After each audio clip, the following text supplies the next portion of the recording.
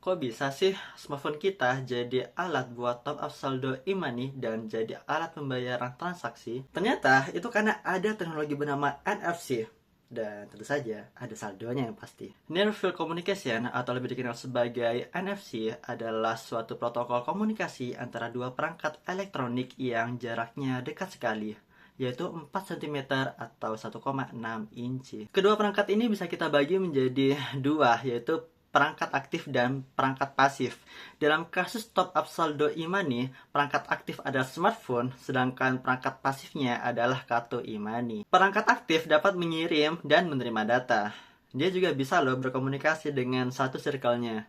Maksudnya sesama perangkat aktif lainnya. Di sisi satunya, perangkat pasif hanya bisa mengirimkan data dan dia bekerja tanpa memerlukan tenaga. Interaksi antara dua perangkat ini bisa satu arah, yaitu seperti membaca NFC tag kepada kartu e-money, dan juga bisa dua arah seperti dua smartphone yang saling bertukar data. Cara kerja NFC adalah ketika perangkat aktif melakukan PDKT ke perangkat pasif, dia bakal memancarkan gelombang elektromagnetik yang akan memberikan daya kepada perangkat pasif.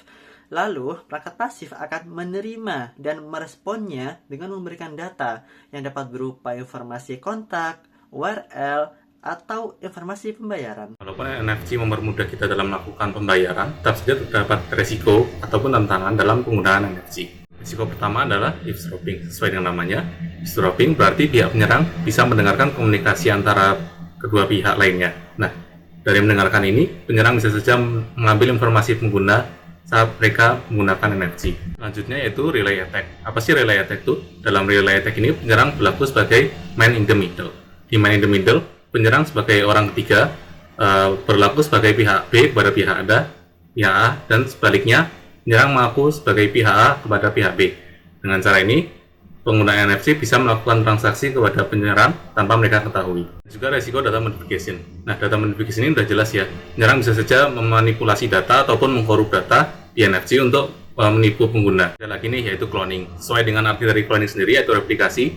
Penyerang melakukan replikasi terhadap perangkat NFC seperti NFC payment card ataupun NFC tag dengan menggunakan NFC reader seperti pada gambar ini. Terakhir, ada phone atau mobile malware. Nah, ini unik karena penyerang membuat NFC tag yang disusupi oleh malware yang jika di-scan maka malware tersebut akan masuk dalam smartphone tersebut. Yang sudah disebutkan sebelumnya ini bukan berarti kita tidak bisa melakukan transaksi NFC sama sekali. Tapi kita bisa memakai NFC selama kita aware terhadap hal-hal ini. Pertama, pastikan NFC di smartphone hanya aktif jika akan kita gunakan.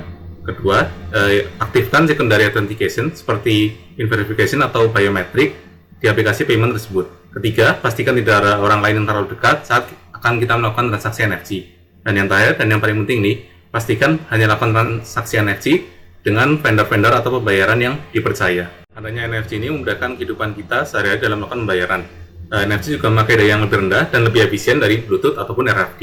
Nah, cara NFC yang lebih rendah dari Bluetooth dan RFID ini, yaitu 4 cm, mengurangi resiko NFC untuk terkena serangan seperti relay attack atau eavesdropping, apalagi jika kita berhati-hati dalam menggunakan NFC.